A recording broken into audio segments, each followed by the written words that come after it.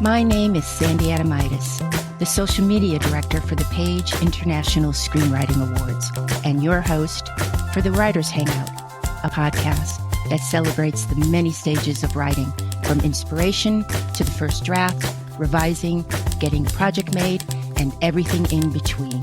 We'll talk to the best and the brightest in the entertainment industry and create a space where you can hang out, learn from the pros, and have fun. Hey, writers, it's Sandy. I'm coming to you from Studio City, California, the crown jewel of the San Fernando Valley. And if you drive 80 miles north, you'll find yourself in Santa Barbara, a beautiful spot and where I got to spend some time this week with my cousins Matt and John. Santa Barbara is this picturesque coastal city nestled between the Santa Ynez Mountains and the Pacific Ocean. When the fires aren't raging, the weather is perfect year-round. And while it's upscale, it has a laid-back beach vibe. Now, while I was driving north, I made sure to stop by to see Megan and Harry at their Montecito farm. Unfortunately, when I rang the gate, no one answered. Writers, boy, do I have a great show for you today.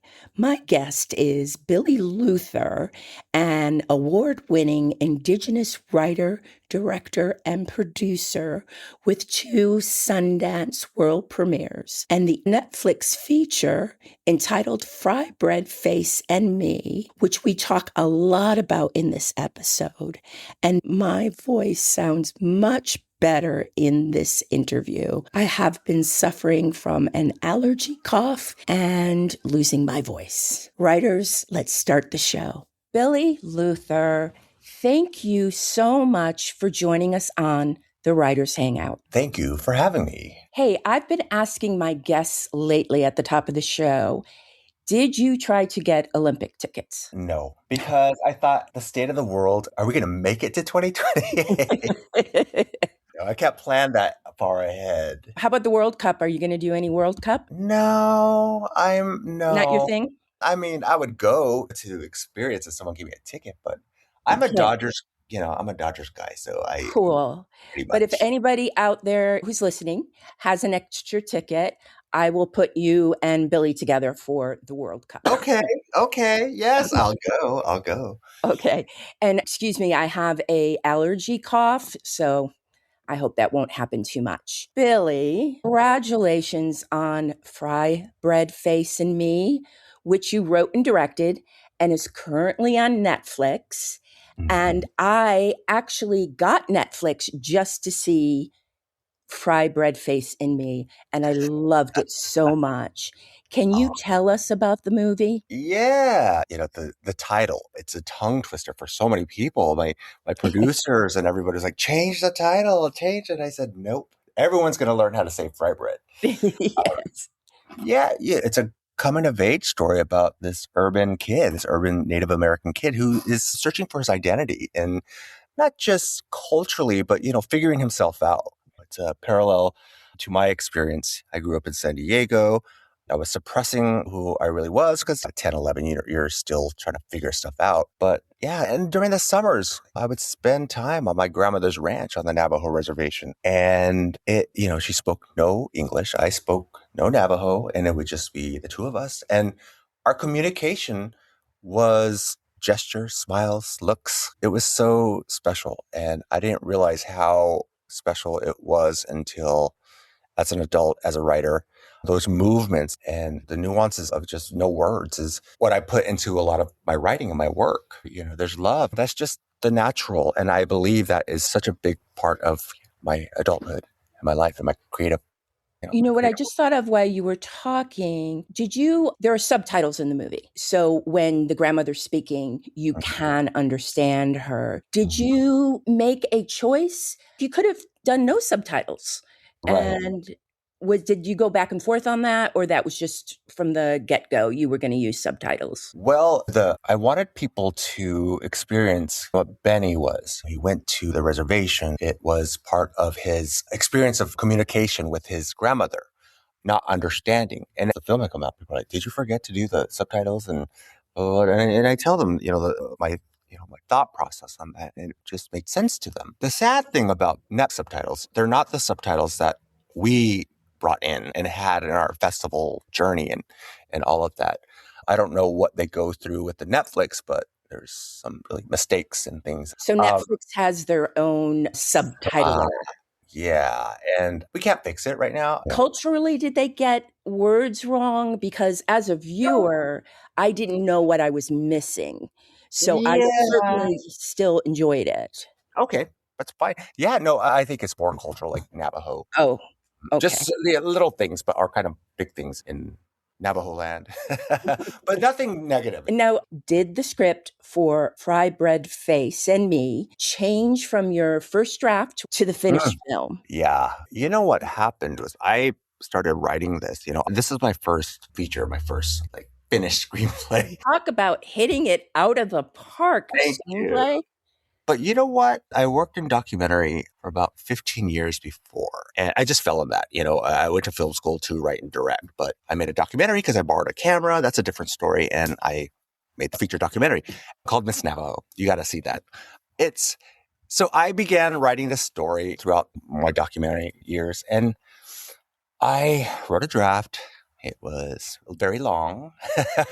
And I kept going at it. I kept pulling it apart, putting it back together. And I said, I have to go on that journey that I went as a kid. Well, my parents brought me from California to my grandmother's ranch in Arizona. So I took 2 weeks off for myself, and I did the same drive, the roads and to get there. Not the same rest areas that we'd stop at, the Barstow, or just that whole journey that I took. And I wasn't rushing. Sometimes something would come out and I'd be like the rest area, and like a scene would come out in my head. Or I stayed at the same hotels that we stopped at, and we stayed in the room and thought some things. But what happened when I arrived to my grandmother's home was all the memories of summer in my childhood and my cousins all began to come back. And the tree with the swing on is still there. It's the one we always swung on, and the hikes that we would take, and the sheep, and all of that. It just came to me, and I took my journey back to LA. It was a very slow drive. So when I came back to LA, I started, and it wouldn't stop. And I needed to go back on that track that I went on as a kid and go on that journey as an adult again. What a magical journey for your first screenplay. You got to relive your childhood writing this. Yeah, in film school, I of course attempted many times and, stuck on page 30. Yeah. Like I said, I fell into documentaries. My goodness, right now, documentaries are just huge. Do you find it interesting that everybody knows about documentary The Crash? Yeah, I think documentaries really were strong 20 years ago, even 10. Now they're, I think the documentaries are very Netflixy. You know what I mean? Yeah. I agree. The voice of the filmmakers that they were 20 years ago. You get these small docs. And I guess that's all the industry is really shifting. So TV is now 6 to 8 episodes, not 21. The thing I think about documentaries now is 10, 20 years ago, I always felt that the documentary people behind the scenes were doing everything ethically and so much passion. And while I do enjoy, on a Saturday night, a Netflix doc, I go in knowing they're going to leave stuff out. They're going to fit their own narrative. And it usually is around the people that they can get to talk. Yeah. It's before, I think I don't know. It's just maybe me being a curmudgeon. Back in the day, I thought they were better. Yeah, I agree. My work has been on public television, PBS and CPB funded my past documentaries. And that was something special because it was a place for independent filmmakers to get their work seen before this whole doc thing exploded, right? But, finishing Frybread was, again, my documentary experience. I was able to tell a story in scenes that weren't about words. Like the grandmother washing his hair outside. It's beautiful, stunning. So good. So good. Now, you not only wrote this, you directed it. And who wins on set, Billy, when you are the writer and the director and you can't make your day be and get a certain shot in? Who wins?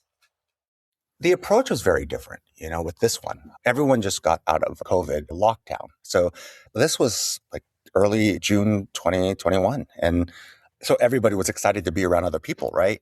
Okay, we had this COVID protocols too. We couldn't all be together. It was just really strange. But the people who were on board, it was a very low budget. People believed in this film. People loved this story. I was talking to different cameramen. They're like, I know how to shoot this. I read this and this is how and everybody was doing it for the story, the film. And we talked every now and then, but luckily I had a producer and a camera team and actors who stayed with the story and the script, but also grandmother, I just told her, I was like, she speaks now English in real life, but I just said, if you want to add things, go ahead. And my approach with grandma was, I told my camera crew, let's film her as we're just with her, like a documentary. Let's just watch with her. Let's be with her. We're in her world.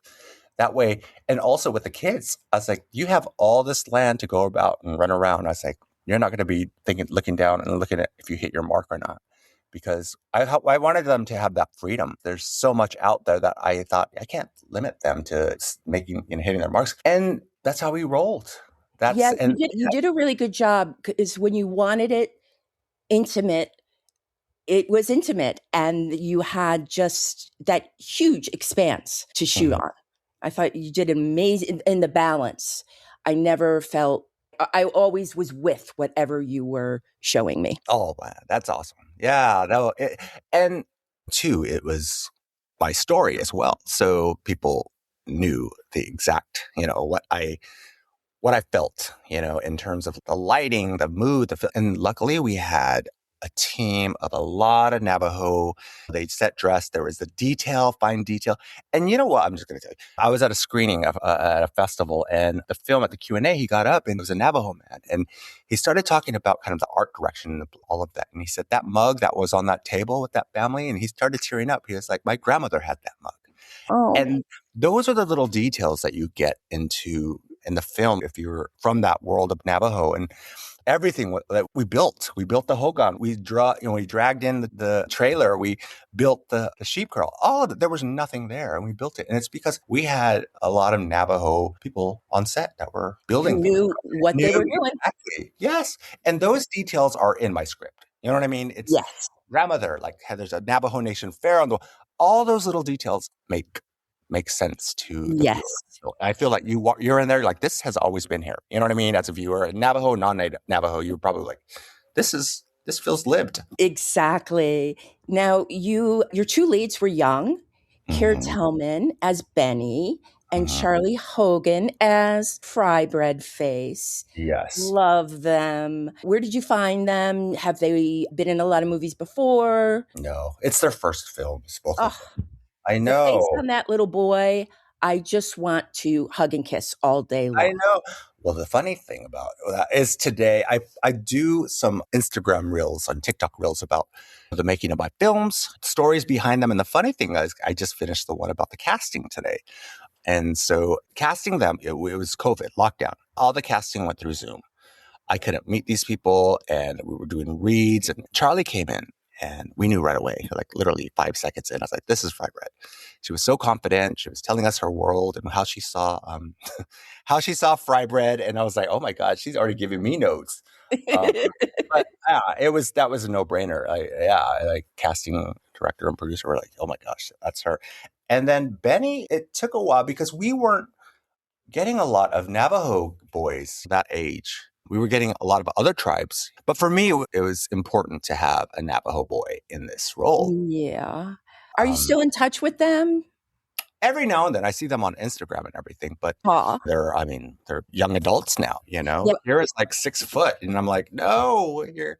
Get out of town. So Keir, we finally found Keir at the very end. I think a month before we were going to shoot, because I told all our funders we had it, Benny. And I ripped some photo off, like, I don't know. I was like, this looks like Benny's Navajo. And I just threw it on there. So everybody thought that this, but then Benny came out and they're like, that's not the boy you. So that's what you do as a creative, as a filmmaker or a producer. You just hustle and say, hey, this is him. But another boy showed up.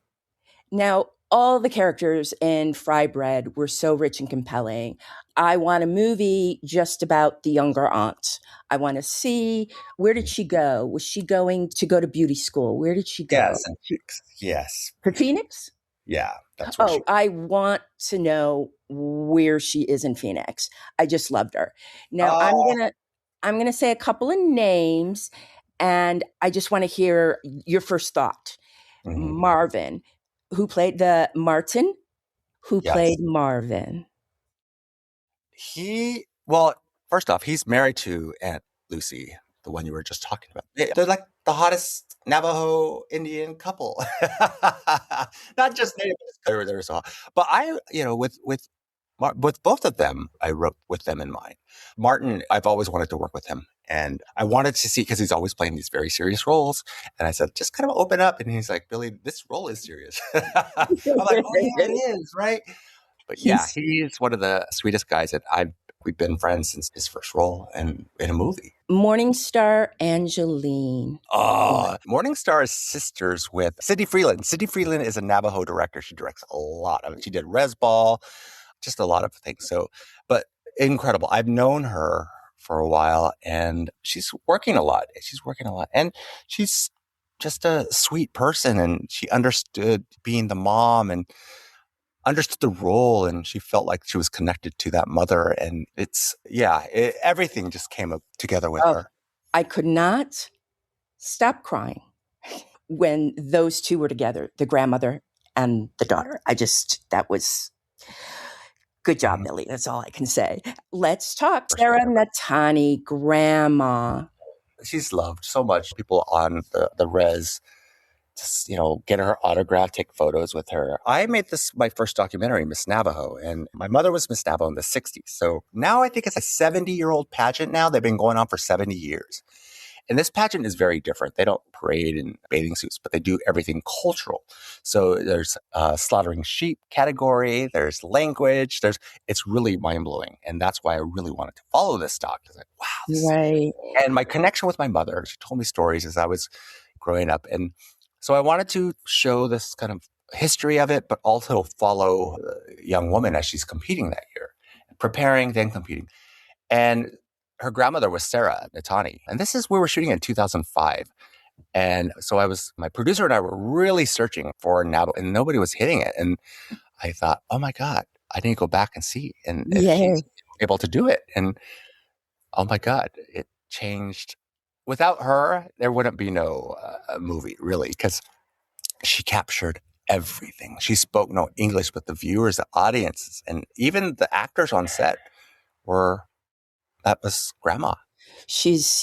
I want to hang out with her actually. Mhm. Now, was it difficult with the two young actors? Was it summer? Because I was just wondering, you've got animals, you're not close to generators. Was it a tough shoot in that sense? Yeah. This during COVID, we were doing twice a week COVID tests. And we had to shut down for 2 or 3 days. And that's devastating because you're an independent film, a production. And oh my God, that was devastating. But also, when you film with kids, you get limited hours, maybe 7 hours or something. And so you were always going on the go. Like you were all, okay, gotta go, and because you had kept looking at the clock. And we were out in a remote area too. So they timed it when they left the hotel. You know what I mean? It wasn't timed when they stepped on set. It was when they left their place. So our kids were in every single scene. Yeah. So we were like, okay, they left. And we're like, how do we? So we came up with Nolan, my son, about the same age and had longer hair at the time. So he was able to do stand-ins for them. And we put him in Fry's dress, and we would shoot, or Benny put the cowboy hat. And we were able to get our pickup shots. And so it worked. And so those kids would go home, and we'd throw a dress on my son and go run out in the sheep. And that's it. And then, yes, the animal thing. We lost our sheep, ran off, and it took us like an hour. And that hour we lost because everyone was trying to chase that sheep. Adorable. Hey, a band is very important to the movie. Fleetwood Mac. Yes. Was that you? Is that true? I've loved them. But I wasn't as obsessed as Benny. As Benny was. That's Betty. Yeah. What I did with Fleetwood was my aunt, who was like an Aunt Lucy, she gave me Rumors vinyl, and I took it home and I never heard of them. And I just really started getting into them and loved the album. And so that was my thank you to my aunt, having that. But yeah, I wasn't obsessed. I was more obsessed with Janet Jackson. Now I'm going to do spoiler alert for the audience. Maybe go ahead 30, 40 seconds, because this is a part of the movie that I'm going to ask this question of, and that you do really want to experience. So go ahead, and we'll be here when you come back. Now, I loved Benny leaving the t-shirt, and I did not know what he left. You got me. I completely forgot about the t-shirt. Yeah. Take me through the creative process of landing on that moment. Yeah, with his journey in the film, he wore it all the time. And slowly he started taking things off and shedding things, not just physically, but also kind of his identity. And it began to reveal himself a little bit more. And that shirt you really didn't see later. I think maybe halfway through it, but when I write, I step back and I think about kind of like the journey, but also something that's like people will forget, right? People will forget about this or something. And then you just bring it back a bit, and not to hit people over the head with, but it's just something minor that means so much. And it's just that. And like I said, it's not work. It's something physical. And exactly. Yeah. Exactly. And I felt like that was what I would have done at age. Next question. Also, we're still talking spoiler alerts, but Benny gets in the car and he takes the headband off quickly for me. And it made me so sad when he did it. But you saved everything for me, with the t-shirt and everything. Can we talk about that moment? Did you always know that he was going to take the headband off in the car? Well, the headband was his thing, his real thing that he did in life. And some of his earlier casting, and when I was helping him. Oh, I'm sorry. You're saying the actual actor wore that headband. Yeah. That, in the film, Benny Keir was wearing, is that what you're talking about? The scarf? Yes. Yes. And I was like, we got to leave that in, man. This is you. And we want it to be. And I told him, when you get back in the car, your mom's car, your mother gave you that hat, and you love her. And what do you do when your mom gives you something? And I felt like it was like his thank you to his mom. Yes. I'm here, and now I'm going back with you, and I'm going to ride off to the sunset with you. And that's what I felt at that. If you were starting out in the business today, would you shoot a vertical series or would you shoot a short film? I would do a short film, because you have to know the story. You have to know these kind of rules of it, and then you can break these rules, right? But verticals are 60 to 90 seconds, right?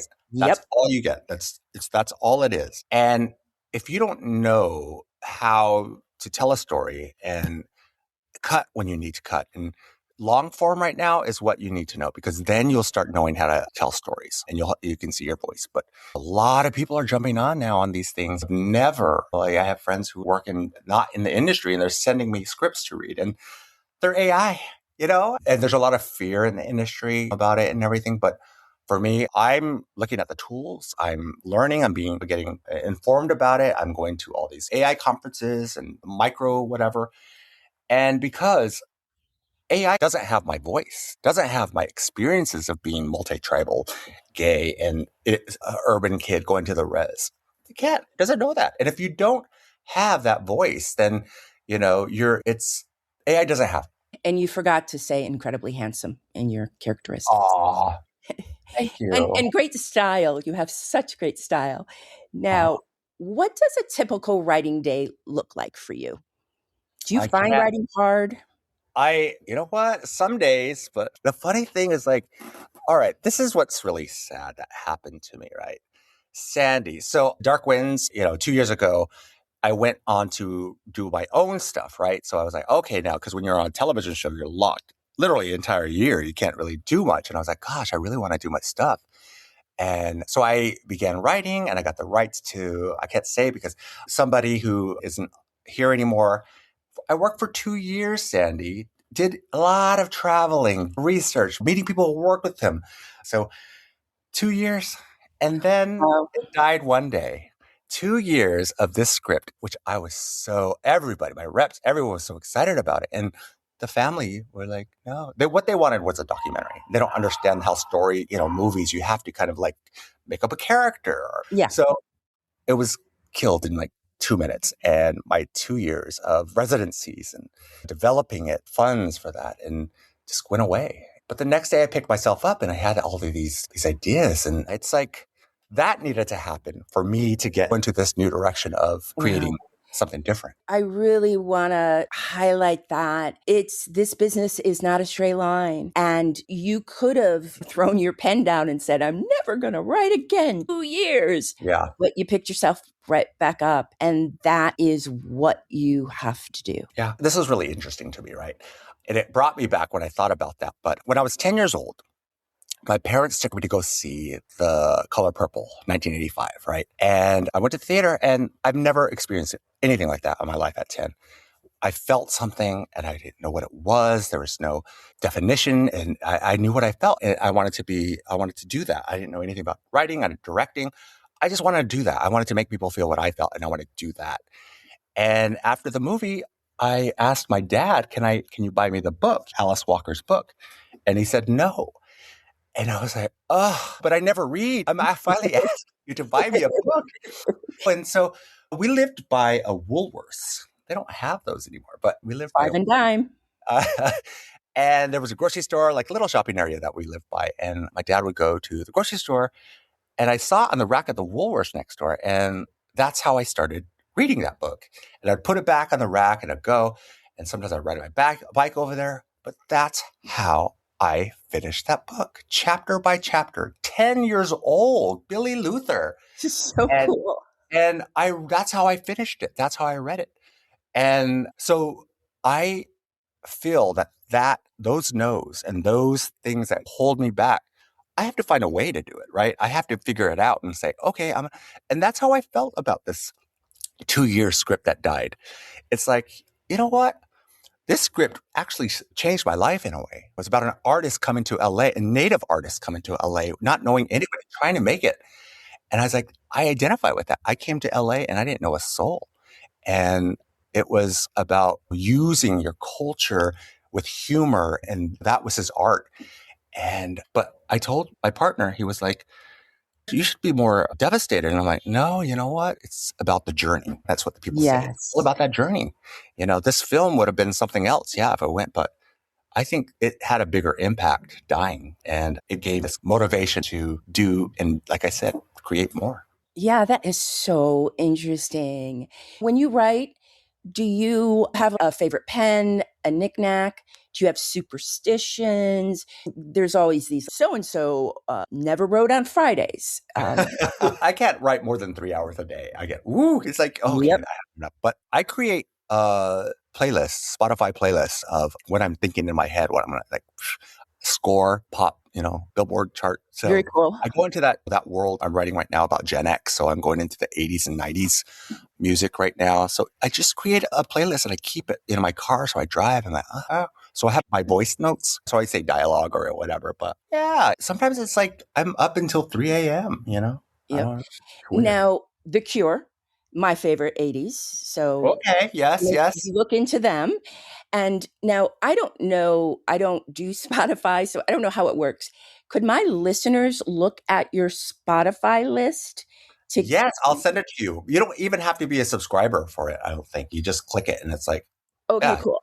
And then I can publish that and say Billy Luther's Spotify list for writing. I go deep. I go really deep, into like Brian Eno and The Cure and, it's Kate Bush. My goodness, Kate Bush.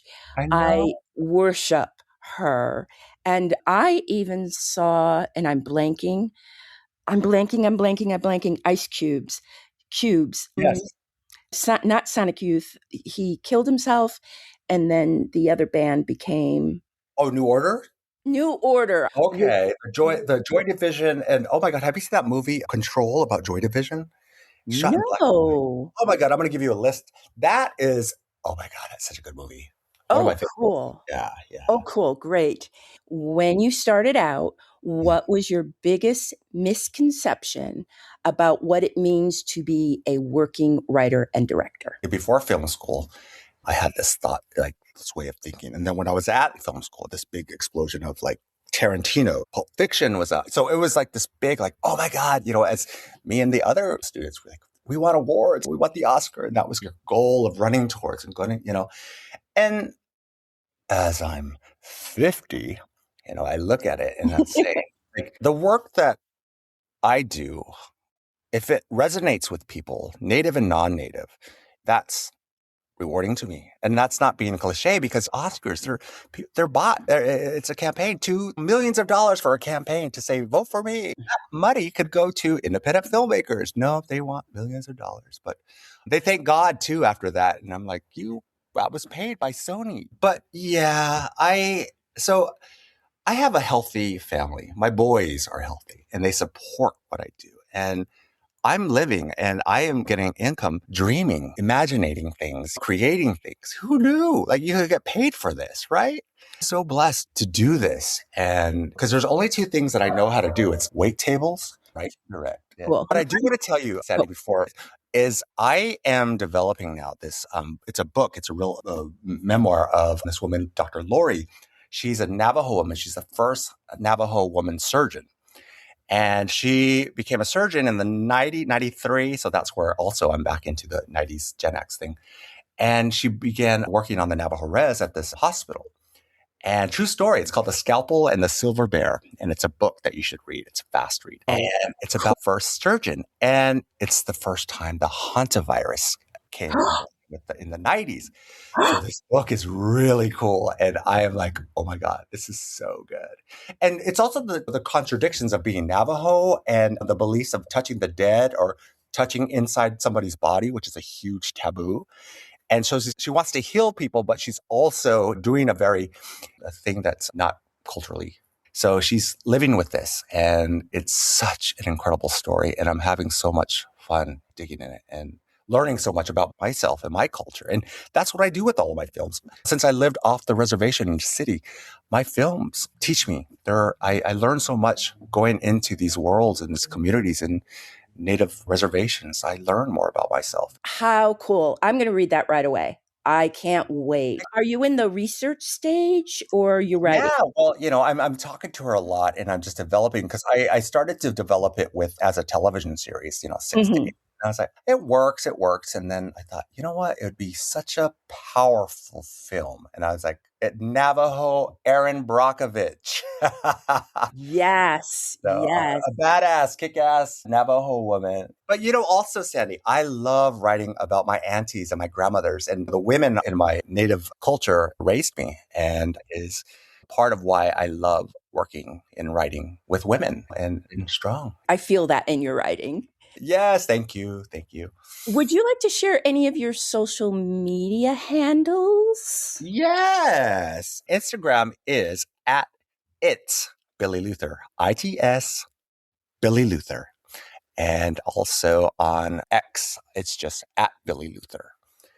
And I'm not on Facebook, really. It's like Instagram. I still have a hard time saying X. How about you? I don't like that either, right? It's Twitter. Don't like it. Now, your son, Nolan, yes, has amazing baked goods. Can you tell us about Nolan? Can you believe, like, Nolan is a freshman, or he just completed freshman at NYU Tisch. He is cinematographer. And he, he wanted to work in film. When he was about 7 or 8 years old, I gave him an old camera. And then he told me, what made me want to do this is he gave me that camera. And you know what? Still a baker, still a cook. I'm going to see him this weekend. He has a list of restaurants that he wants to go to, and he knows I'm going to be paying for them. So that's why, he's eating at the dorms was not his thing. Reminder. I'm so sorry. Alexa, stop. Oh my God, I know my Siri went off when I was talking. I adore Nolan, and he is just an amazing baker. How does he like New York? It was hard for him at first, hard for all of us, right? Oh my God, I never felt anything like that, Sandy. Your kid is not in your home anymore. So like a month and a half, I was crying every day. And it was hard for him too, because first time out in a big city. So Now we can barely even get in touch with him. Before we were talking every day. Now I'm like, hey, are you going to text me? So he's doing summer class and he's going to do another year because I told him the way the industry is going right now, jump in it, get into work now. It's like your employers aren't going to say, oh, you have a degree in sadly. But I'm like, yeah, just get all that knowledge and work with people. You don't want to be in your room cutting and making your own verticals in your room by yourself. You want to be with people. I'm motivating not only him, but myself too. I can't think about what's going to happen with AI in our industry. I got to keep going. I got to keep reading that Color Purple. When in doubt, read The Color Purple. Exactly. Even if the walrus isn't there, read it. You'll find a way. Billy, once again, where can we see Frybread Face and Me? It is on Netflix. But Sandy, yes, your listeners, if they don't have Netflix, I can give them a Vimeo link and I'll give you the password if they message you to see the password. But all of my films are there. Red Lake, my short, Kenji, all my work. It's on my website, billyluther.com. They're all on there. Oh, cool. I did not know that. How about Miss Navajo? All my films. Oh, all good. my films. See how amazing you are. Billy Luther, thank you so much for being such a great guest on the Writers Hangout. Please, let's do it again. Thank you so much. And that's a wrap for the Writers Hangout. Thanks so much for listening. If you enjoyed the show, please take a moment to leave us a review on Apple Podcasts. Your positive feedback will help us keep the show going so we can continue bringing you more future episodes. Remember, keep writing. The world needs your stories. The Writers Hangout is sponsored by the Page International Screenwriting Awards, with executive producer Kristin Overn, Sandy Adomaitis, and our music is composed by Ethan Stoller. Alexa, you are gaslighting me.